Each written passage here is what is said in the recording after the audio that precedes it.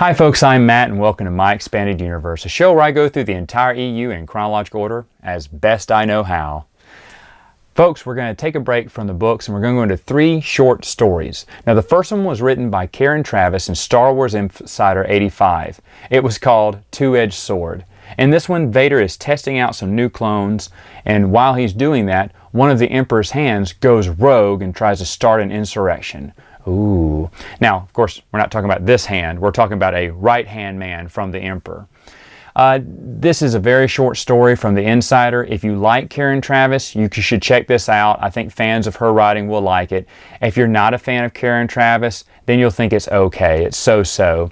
It wasn't that big of a deal to me, and it doesn't impact any of the other storyline like any of those Insider books stories did. This one doesn't impact anything as well. Now, the next story you should read is also from Star Wars Insider. This time it's issue 132, called The Guns of Kelrodo-AI. It's written by Jason Fry. Now, in this story, Imperial hero Shae Hublin takes his V-Wing squadron on a mission to pacify the world of Kelrodo-AI, or however you pronounce it. All right, so what did I think about this short story? Well, you're never going to hear me say anything bad about Jason Fry. I love Jason Fry. His attention to detail in the expanded universe is bar none. I've already told you what I thought about his Essential Guide to Warfare. I think it's one of the best guides out there. Jason Fry has this love and dedication for the entire expanded universe from beginning to end, especially in beginning. And if you just read this Insider, that's all you see is a little short story that seems all right. The story's okay. It's all right. It's a short story. But where it really shines is by the main character in this short story, Shae Hublin. Now, that name, especially the last name, should be familiar because he was actually introduced in Russ Manning's Star Wars comic strip way back in 1979. It was called Princess Leia, Imperial Servant. And Fry, I guess, just loves the comic strips, the Marvel comics. Says, I'm going to connect any of these people. You know, tell these stories about these old Imperial war heroes, right? Grab these people and make stories with them. It's a brilliant idea.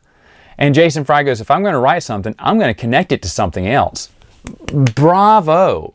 That's the fun of writing a short story, I think.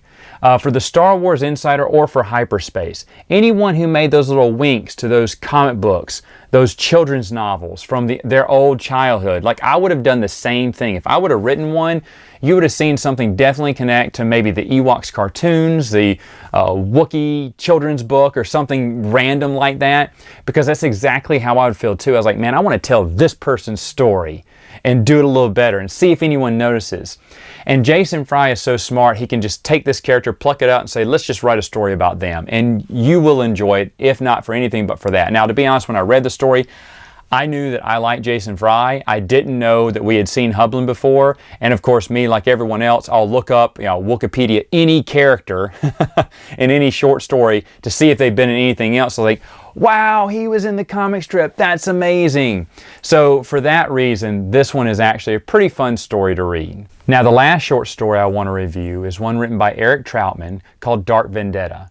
It was in Star Wars Galaxies number 8, and it explains how Imperial Tremaine got the cybernetic enhancements that you see him today, or in the future. How did he get those? I thought this story was really keen. I liked it. Imperial Tremaine is constant in Westing games. He did get some love when the prequels came around, especially online. So I like that they kind of kept that character around. As Imperial Inquisitors go, he was my favorite and most well known.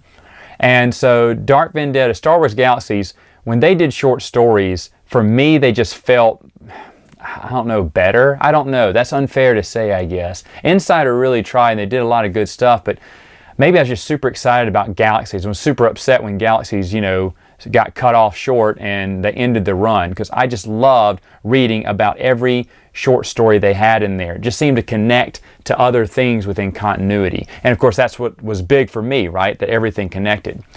Eric Troutman does a good job here. It's a short story, and like any of these short stories, well, this one may impact the other ones, but if you like Imperial Tremaine, you want to hear some of his past history, that would be it.